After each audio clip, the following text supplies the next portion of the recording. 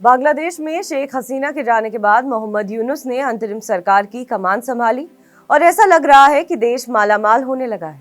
बताया जा रहा है कि बांग्लादेश में पिछले 28 दिनों में $2 बिलियन विदेशों से आया है। बांग्लादेश में ताजा सियासी हालात के बाद से किसी जख्म पर मरहम लगाने जैसा है, लेकिन इन सब के बीच बांग्लादेश में निवेश करने वाली भारतीय कंपनियों को एक बड़ा झटका लगा है।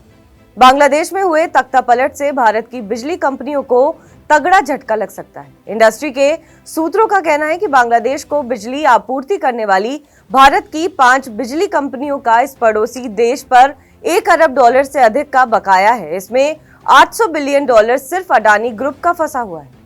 एशिया के दूसरे सबसे बड़े रईस गौतम अडानी की ये कंपनी झारखंड के गोंडा में अपने 1.6 गीगावाट के कोल बेस्ड प्लांट से एक डेडिकेटेड ट्रांसमिशन कॉरिडोर के जरिए बांग्लादेश को बिजली देती है। इसी तरह SEIL एनर्जी इंडिया को बांग्लादेश पर 30 जून 2024 तक लगभग $150 मिलियन बकाया था।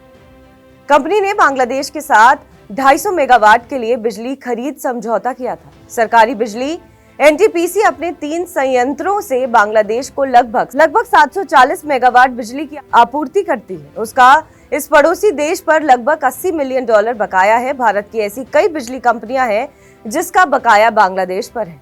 एक रिपोर्ट के मुताबिक बांग्लादेश को बिजली सप्लाई करने वाली भारतीय कंपनियों को अब दिक्कतों का सामना करना पड़ रहा है।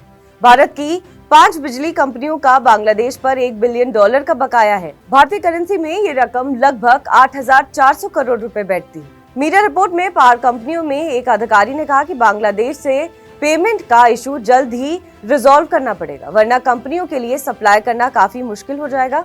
कंपनियों को लेंडर्स और सप्लायर्स को एडवांस पेमेंट करनी होती है, जिसके लिए कैपिटल की जरूरत होती है। गोंडा प्लांट को जुलाई 2023 में फुल कैपेसिटी के साथ शुरू कर दिया गया था। इस प्लांट के लिए कोयले को इंपोर्ट किया जाता था, जिसमें अब दिक्कत आ रही है। भारत हमेशा से ही बांग्लादेश की हर मुश्किल में मदद करता रहा है। बांग्लादेश में निवेश भारत की कंपनियों के लिए सुरक्षित माना जाता था, लेकिन अब वहां के हालात बदलने के बाद इन कंपनियों को खासा नुकसान होता दिख रहा है। बहरहाल इस खबर पर आपका क्या कुछ कहना है, हमें कमेंट करके जरूर बताएं। बाकी देश विदेश की तमाम बड़ी खबरों के लिए आप देखते रहें TV9 डिजिटल।